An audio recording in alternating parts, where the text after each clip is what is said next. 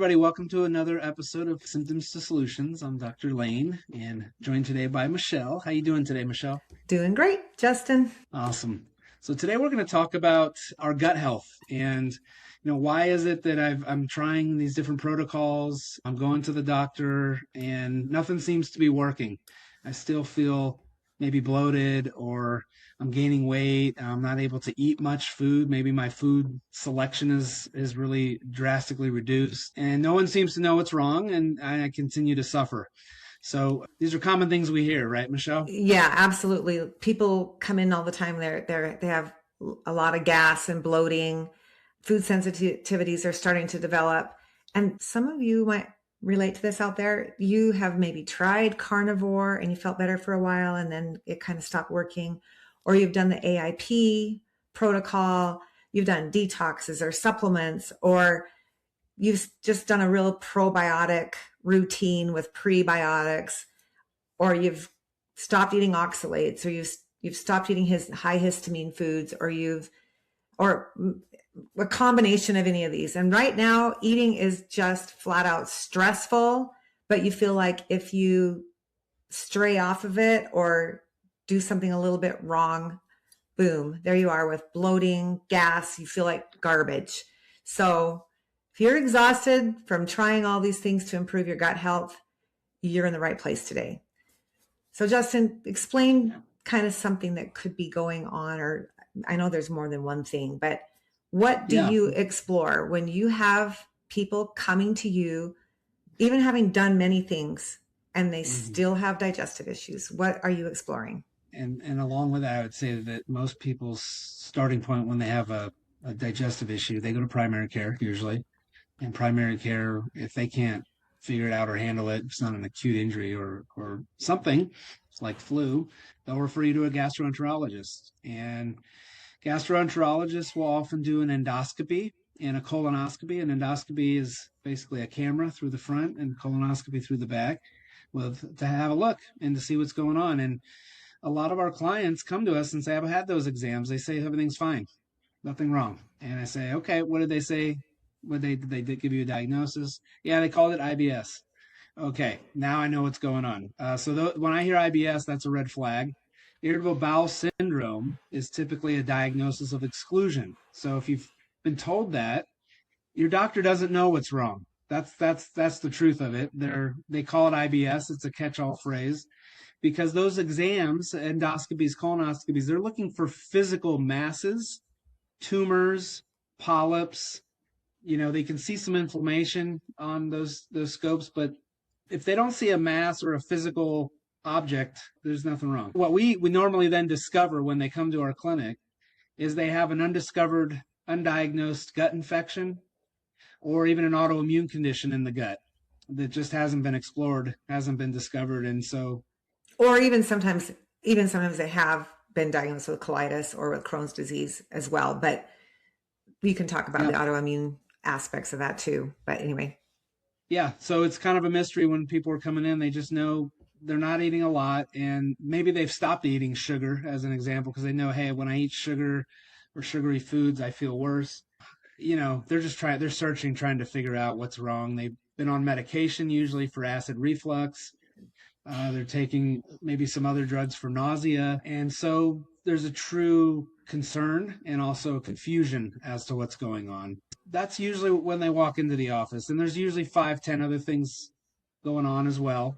And so we're tasked with being the private investigators to figure it out. And what we often find are hidden infections. And one of the most common ones would be something like Sibo, which stands for small intestinal bacterial overgrowth. So it's a bacterial infection in the gut. It's not systemic, so it doesn't often show up on a blood test, on a CBC, we call it. So it doesn't look like you have an infection and it's a opportunistic infection. So that's really what we see a lot of. So what SIBO is, as we mentioned, it is an opportunistic infection. It's secondary to something else going on in the body.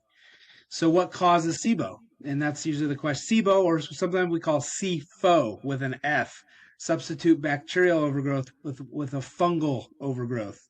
So a lot of people have heard about candida or yeast. overgrowth, that's an example of Sibo. It's a fungal overgrowth. All right. So basically what it is it's a opportunistic infection, and it begins in people who've had a period of time with slow motility or chronic constipation. So the bowels aren't moving as frequently as we'd like or as necessary. And over time, this can develop into SIBO. So what it is essentially is when your probiotic bacteria are normally in the colon, which is the descending colon, right? And because of the inactivity of the bowels, the bacteria migrate up the GI. So the bacteria migrate, chronic constipation. That's usually what leads to SIBO. Now, what causes that? That's usually what we like to get behind. What causes SIBO are things like, over time, things like hypothyroidism. Folks that have low thyroid don't move their bowels very often as a pattern. So over time, this infection can develop. Another reason can be a history of traumatic brain injury and concussions. These things damage your vagus nerve in the brain. The vagus nerve connects the brain to the gut, and it moves the bowels. It's the electrical impulse to move. So yeah, the cause of SIBO can be hypothyroidism. You're not moving your bowels, usually thyroid hormones. Traumatic brain injuries, concussions, damage of the vagus nerve. That's the connection between the electrical connection between the brain and the bowels. It's the impulse to move the bowels. Opiate medications, GLP-1 and 2s, antidepressants, any number of medications can slow bowel transit over time, and that starts to lead to the problem. Food poisoning. I've heard that paralyzes the migraine motor complex nerves or whatever. It can, yeah, it can damage the nerves in the stomach, and then people Mm-hmm. don't move stools quickly. So those are the common reasons how SIBO develops over time. What's the prevalence, Justin? How often does this happen? I would say we see a lot of it because it's dismissed out of primary care as IBS. So when people come to us, they've been sometimes already to the doc, and they're like, everything's fine. And I'm like, yeah, you probably have SIBO. What are your symptoms? We talk symptoms, and that's the key. The key symptoms of SIBO are going to be gas. Well, bloating, first of all, bloating from the sugar. So the way SIBO develops is the bacteria in our colon, our probiotic bacteria, because of the lack of motility, migrates up the digestive tract into the small intestine, right underneath the stomach. And that's as far north as they can go. So when that person then eats a trigger food, a carb, a starch, or a sugar, the bacteria also eat and they expand, which causes the bloating. And then the sugars ferment in the small intestine, which leads to the gas. And often it holds open the stomach valve, which leads acid to come up. So then you have a lot of burping and acid reflux, and sometimes to the point that you're driven to take those drugs that help reduce acid, which actually makes it worse long term, especially if you stay doing this for too long. And this is the common thing because we treat symptoms in primary care. Someone gets a drug to turn off stomach acid to treat the symptom without investigating further. Now fast forward a year, 2 years, 5 years, 10 years, 20 years. That person has no stomach acid effectively, which means now it's an alkaline environment. It's a breeding ground for bacteria, and it's negatively affecting absorption of minerals and nutrients from food. Yeah, so just to make sure people understand that, we have acidic to help our digestion. It helps trigger the valves to open and close. It helps start the digestive enzymes to work. To sterilize the gut. It sterilizes it when you bring in something through your food, like a parasite or something like that comes through your food, and you have no acid. It doesn't clean things up for you, and then you have other problems that can happen too. No, exactly. So you can't mount a response. So that's typically how it's treated. It's a subclinical. Doctors aren't finding it, and when they do, they usually want to prescribe antibiotics, which makes it worse long term. It often may give you a quick fix, like a Band-Aid effect, but typically within 3 to 6 months, you've now just dropped a nuclear bomb on the whole GI tract. And so that may work in a short-term work, meaning you've killed bacteria, but the bacteria recolonize and repopulate.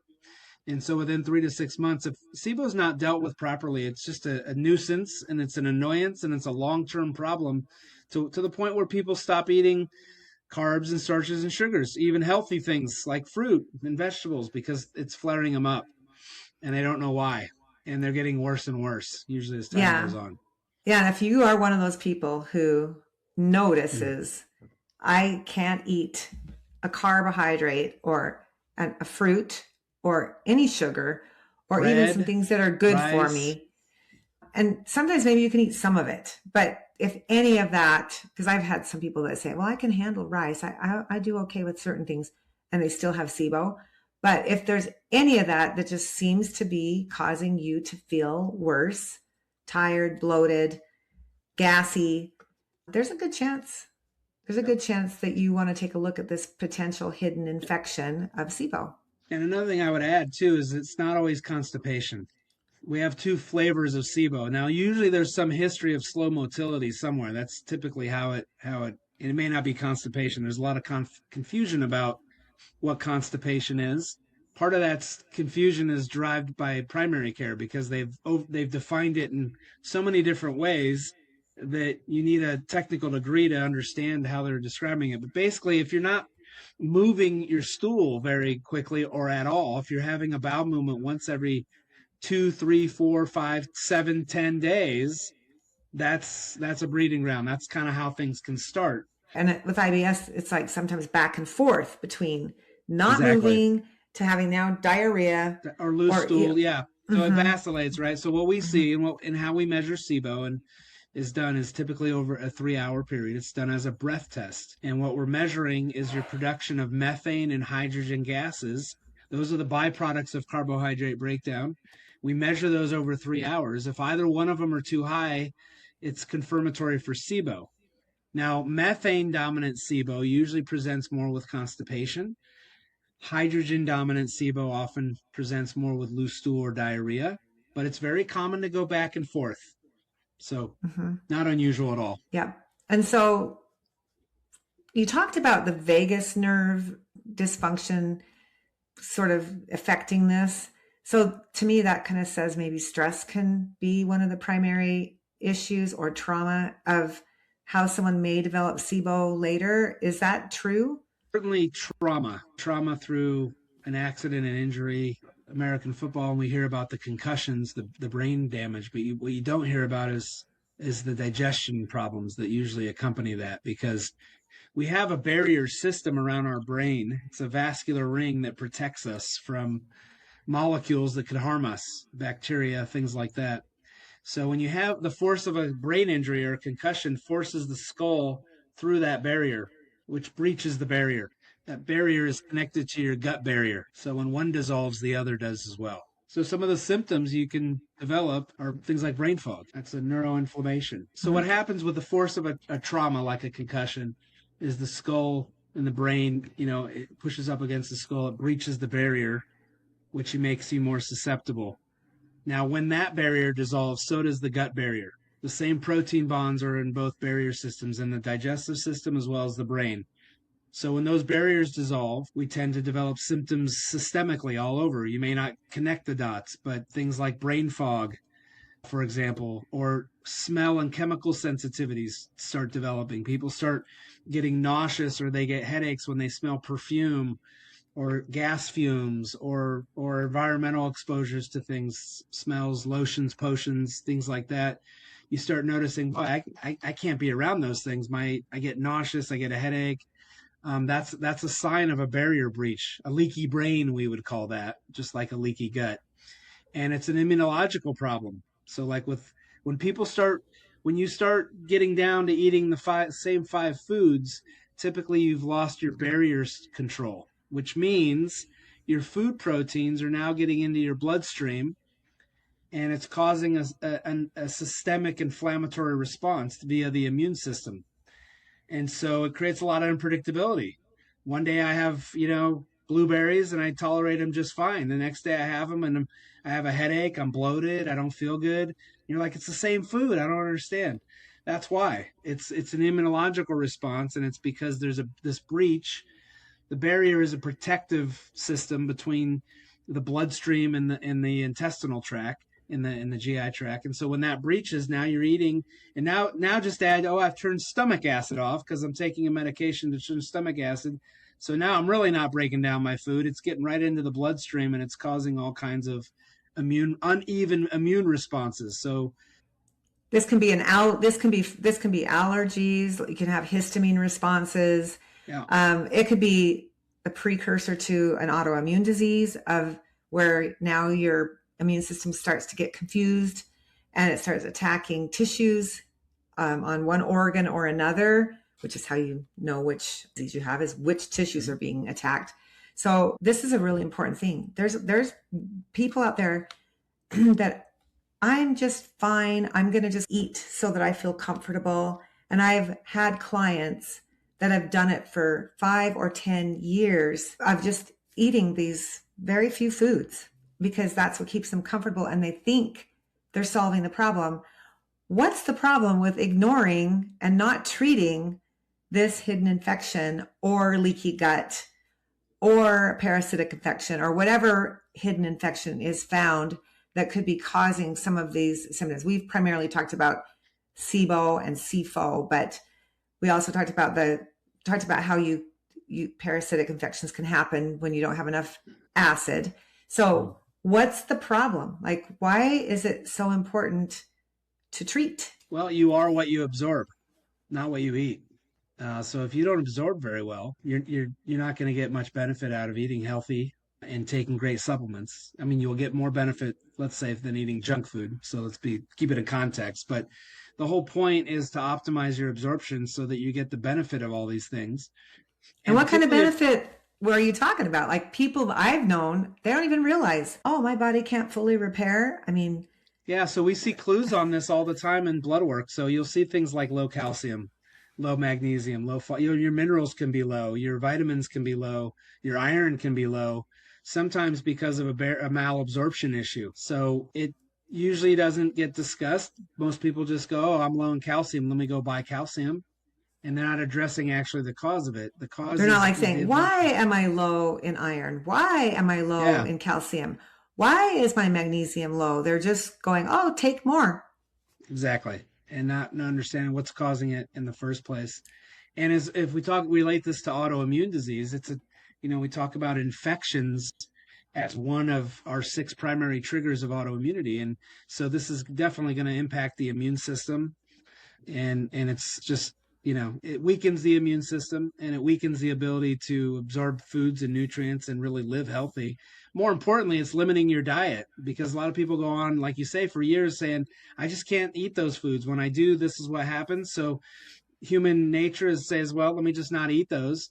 And then to your example, we see people go into things like carnivore or other things, and those do have some great short-term benefits for folks, particularly if they have high blood sugar or they have Sibo because they're eating a lot of protein and they're not triggering the Sibo. The problem is long-term, that's not a good solution either. Now, I was going to share the story of a client you probably remember. He came in, he'd been around all around town, couldn't figure out what was wrong. He'd been on a carnivore diet for 5 years. We looked, he was due for a triple bypass. We ran his blood work. His cholesterol was through the roof, as you might imagine, because he ate the same thing every day, all protein, very little vegetable, very little carb. And he had a health condition called hemochromatosis, which is a mouthful, I know, but it's when people make too much iron genetically.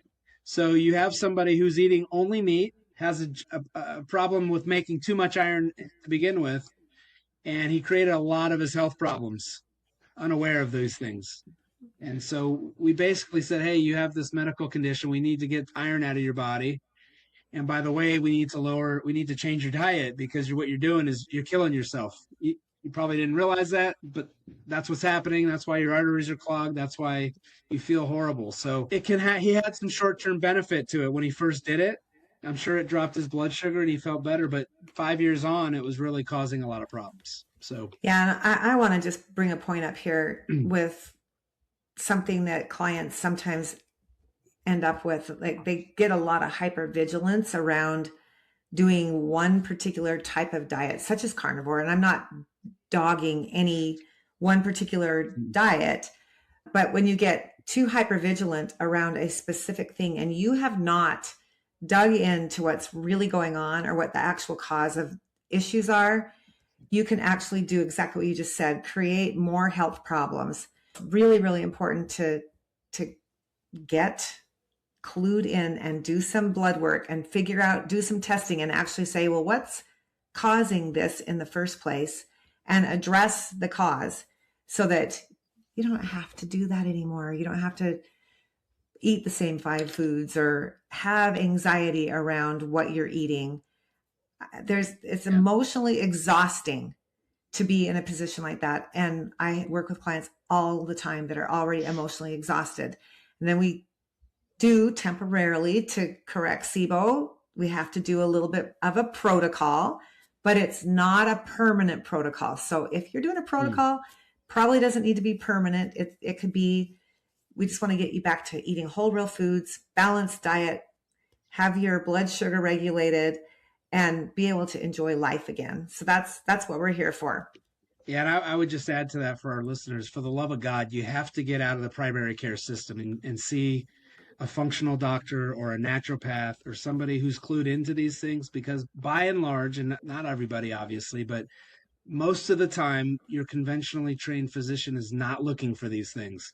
It's not on their radar, and they're not evaluating them. And so that's why they're coming to clinics like ours or others, because they're literally, they just don't know what to do anymore. They're not getting answers. They're being gaslit a lot of the times. Everything's fine. Nothing wrong with you. We don't see anything in there. Just go home and, you know, take this, take that, and they're dismissed. And so that's the frustrating thing too, I think, is a lot of people are just going, where do I go? And you have to really find a doctor who's focused on the root causes of things and can really investigate that with you and teach you why this is what it is, and how do we resolve it. I think it's important though too, Michelle, to also talk about treatment options. Something like SIBO we've spent more time on today, but there's a variety of different things, to your point, that we may see a SIBO infection and a parasitic infection. We've had a few clients in that role, and so maybe you want to touch on that too a little bit, just in your experience with, what do you do when you have more than one infection, or something not SIBO related? We could talk about some other things that we often see. Yeah, well, I think that we set priorities. So there's always a sequence in healing, and that's why I like working with your clients, because you've kind of got the priorities. And sometimes people don't trust those priorities, but we try to set priorities and do targeted support with those priorities and strategic testing. We want to make sure the testing is correct. And then, of course, just in general, like I always feel very confident that if we can get off the processed foods, balance the blood sugar, eat whole real foods, and reduce inflammation overall in the body, that our gut can start to heal. And so it can take a little bit of time. Sometimes it's hard to make all the changes all in one snap moment, which is where I come in, because I help meet you where you are and get some realistic in your life changes going on. And again, I'm always thinking biggest bang for the buck. Let's do the most impactful thing first. And a lot of times that is the things I just mentioned. Yeah, no, absolutely. And I think that's an important point you bring up. There is a sequence of things, because the folks we work with, like our clients, they may have one or two autoimmune conditions, and we have SIBO and a parasitic infection, and we have high cortisol and blood sugar. And so it's like, okay, where's our starting point? Our starting point often, though, is driven by what our clients want. What's most important to you? What's the outcome you're looking for, and why? What's number one on the list? And then we start to prioritize around that. And that has to be done sometimes, because you can't treat everything all at once. It gets to be overwhelmed, and we don't do anything. So it's phases, and really prioritizing what's the thing that's having the most impact on all the other things. And Yep. that's the art of medicine, is figuring that out. Yeah. So, like, if you right now, you might feel like your symptoms are super chaotic, and you can find the pattern underneath them that's going on and have the prioritization given to you. And then it's possible to heal. You can get yourself back, get your life back. Yeah. I mean, we've had plenty of examples of that. People that come in and use SIBO as an example, and 4 to 6 months later, they have their life back. They committed to it, they did the work, and it paid off, and they don't have to deal with it ever again, which is the best thing. And that's what I get up every day to work for, because I feel so confident that these things can go away and life can get better. So I just want to kind of Absolutely. close with that. So hope you all Yes. have a great day. Have an awesome July, everybody.